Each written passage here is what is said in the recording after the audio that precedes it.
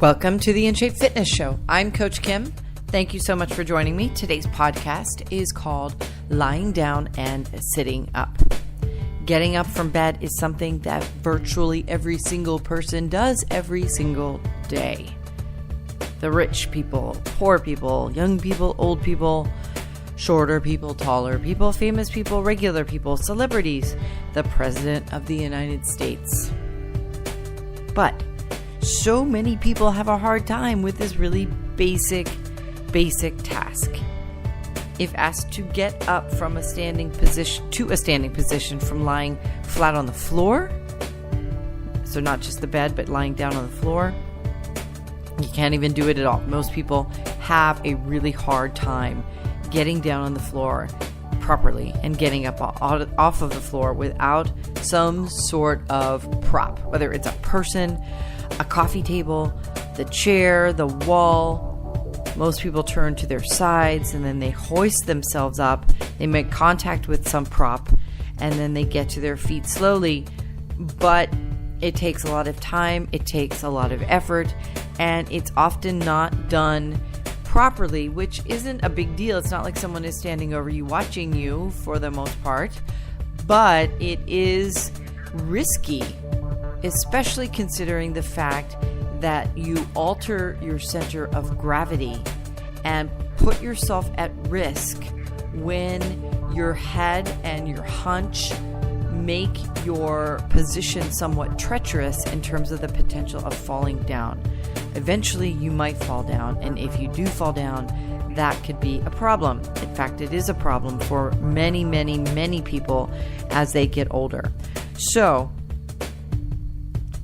we are going to talk today about the mechanics of getting up and getting back down and how the simple functionality of that everyday movement should help define the type of exercises that you perform in your morning routines. And of course, I have a couple of stories. I always talk about my 91-year-old client here in New York City. He doesn't listen to podcasts as much as I try to get him to. Not even just listen to this one, but to listen to podcasts that I like, politics podcasts and things about health, etc. But he is he's the basis of a lot of the stories that I tell. And I'm going to actually start off with the 5 Tibetans, because the 5 Tibetans is the basis of a number of the exercises that I personally do every day in the morning, but also the Tibetan monks had a really specific reason, spiritual and also functional reason, to do the exercises that they had as part of their Tibetan rites. It's just 5 exercises. They do them every single day for 21 times, and that whole sequence takes about 10 minutes. It really isn't very long at all, and mine takes about 10 minutes, but I add some things in, so I would imagine it takes a little bit less time for them. But the 5 Tibetans are interesting in that they, unlike yoga sutras, although they're based on that, or other types of yoga where you're focused on static poses or sequences of poses in a yoga practice, the 5 Tibetans center around a continuous stream of functional movement. You are moving the entire time, despite the fact that in the extreme positions you might feel stretches. You are actually working the body. So ironically or apparently, whichever way you want to look at it, current spiritual monks of Tibet don't really embrace these exercises as much as it seems like the story might suggest. But for busy, otherwise sedentary adults like you probably are, these types of exercise, sort of as a practice for the every morning routine, is a really practical way to stimulate your body every day in a healthy, purposeful way. So, Americans love adventure, and we like storytelling, and believe it or not, we do also like exercise. I do too, even though I talk about how terrible sort of structured exercises are. or structured exercise regimens are. But an orphan kid, so that's why an orphan kid, this is back in the 1920s, and an orphan kid from the Midwest, a guy named Peter Kelder, he took off abroad and might be the person that we can think of for Americans even knowing what the 5 Tibetans are, because he was in search of them in the 1920s, as I said. He meandered into India, and he ran into a British officer named Colonel Bradford, who recanted an amazing story of a group of lamas, which is monks, monks, who claimed that they had discovered 7 vortices of health within the human body that diminish over time as humans age. The 5 exercises that these monks had invented restored the balance of and within each of these vortex points. 2 of them are located in the brain. 1 is at the throat. 1 is in the liver on the right side of the body. 1 is in the groin area. And then 1 is in each knee. The 5 Tibetan exercises were meant to sustain the vitality of the body via these vortex points. So that was Peter Kelder's purpose. He found them. He wrote a book about them, of course. And I'm going to talk about one of them in relation to this podcast, because one of them specifically works to connect the strength of the neck to the legs via the abdomen and the hips. So think about the strength of your brain, if you will, maybe the vortex points in your brain, potentially in the neck itself, to those vortices that reside in your knees. But remember, along the way, you've got that liver point and the groin, and the abdomen and hips are in use during this movement unit, and it controls the head and the legs at the same time in a forward direction, meaning if you're lying down on the floor flat or on your bed flat, you are able to do this motion. But if you're standing on your feet, you can't really do this exercise. You know what I mean? It doesn't activate your tummy muscles to stand on your feet and move your head and your legs. First of all, your head would have to be moving up and down, or side to side, but you're not moving your legs that way.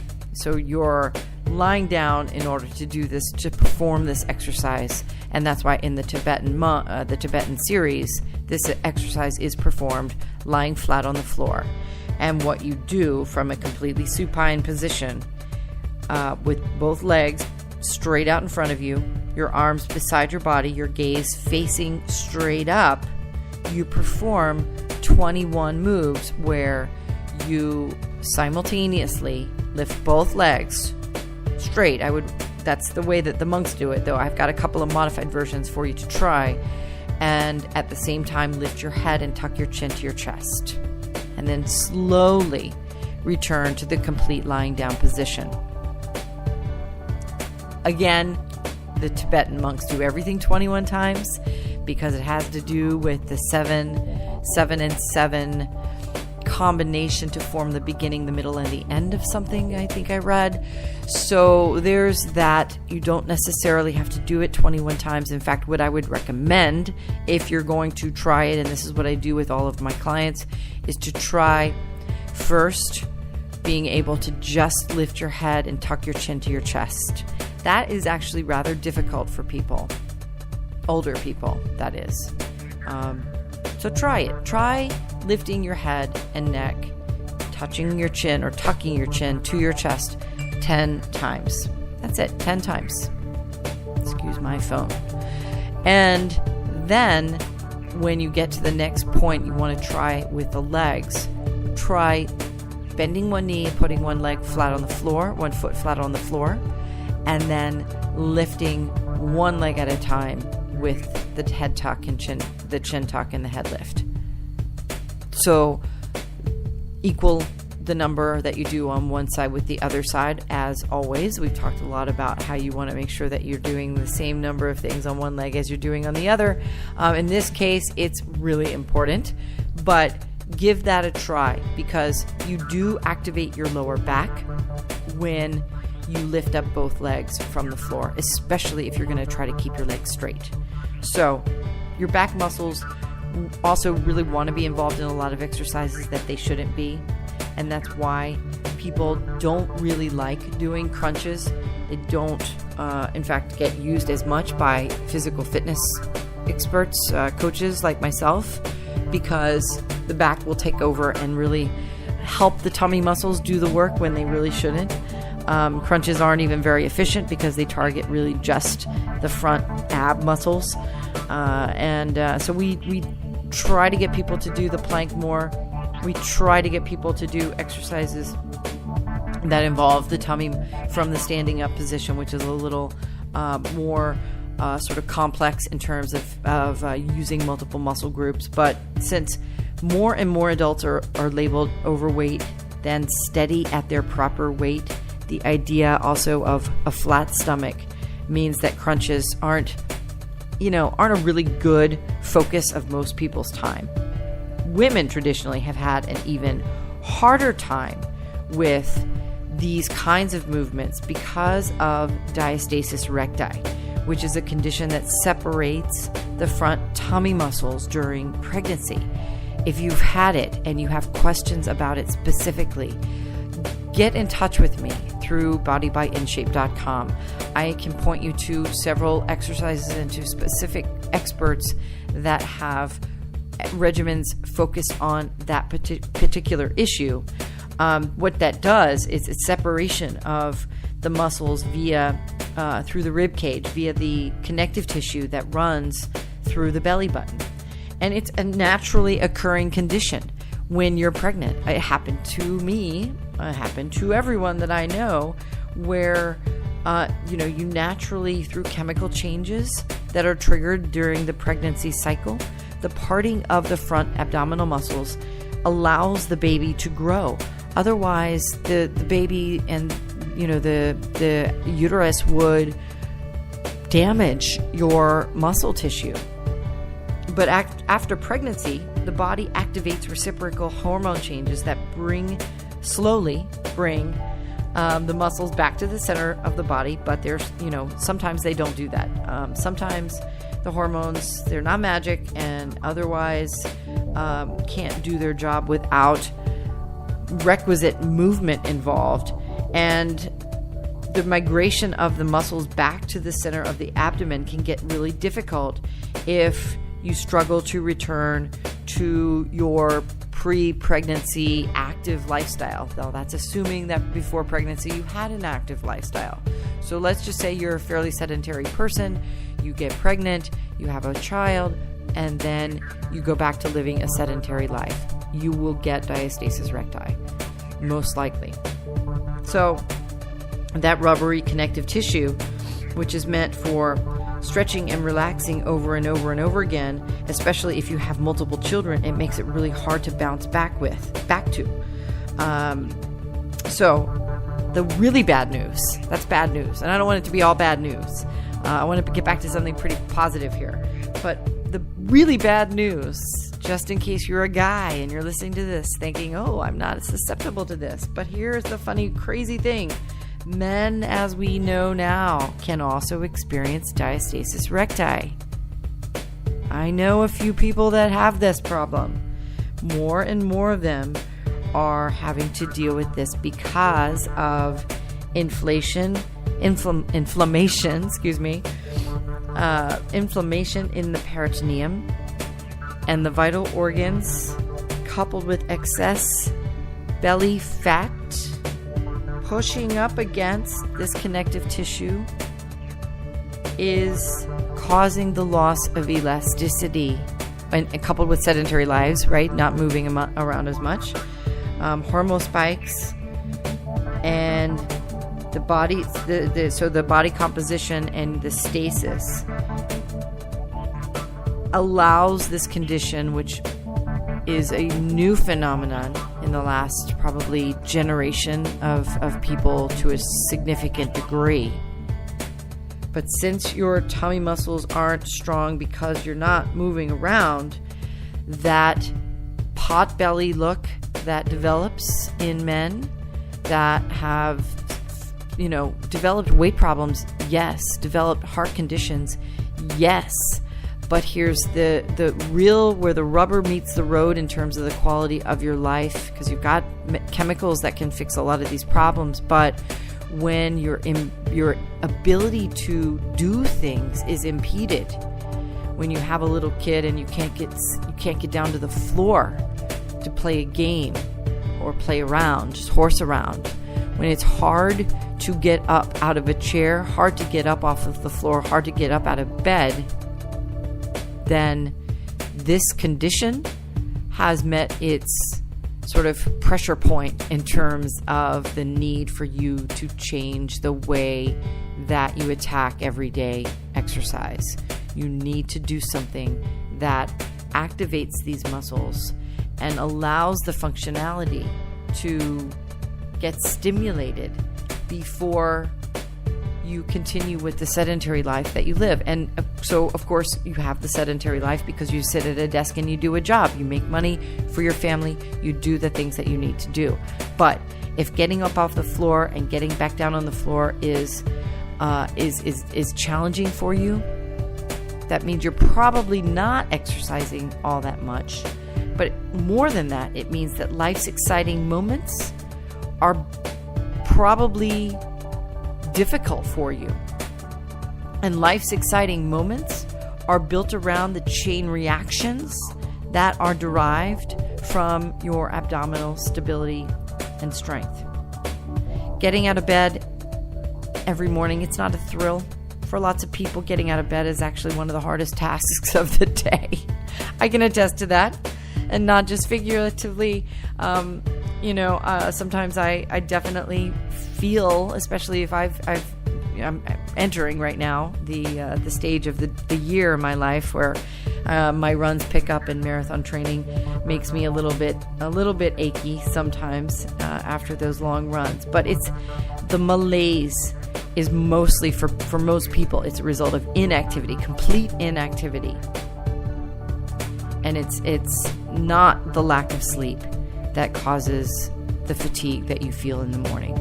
But mustering efficiently, on the other hand, it makes a huge difference if you muster from your bed to a place in your living room where you can stimulate all of the body parts through multi-dimensional movement and activate your entire body before you really get going. Now, consumer product experts, they keep trying to invent new ways to improve the quality of the day, which is how and why hard chairs and benches turned into soft, cushy chaises and sofas in offices where a large percentage of people spend their time, where you probably spend your time. Product engineers invented ergonomic chairs for desks and conference rooms.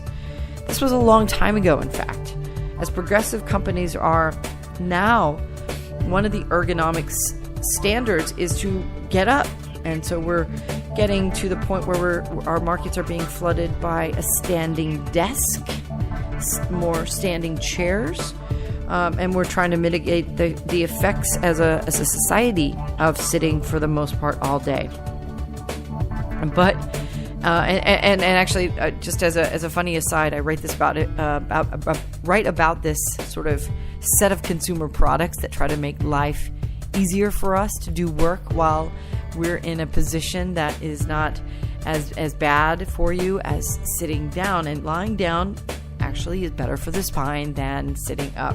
So lo and behold, there is now even a product that can jimmy a laptop onto a surface which can be hoisted above you while you lie in your bed.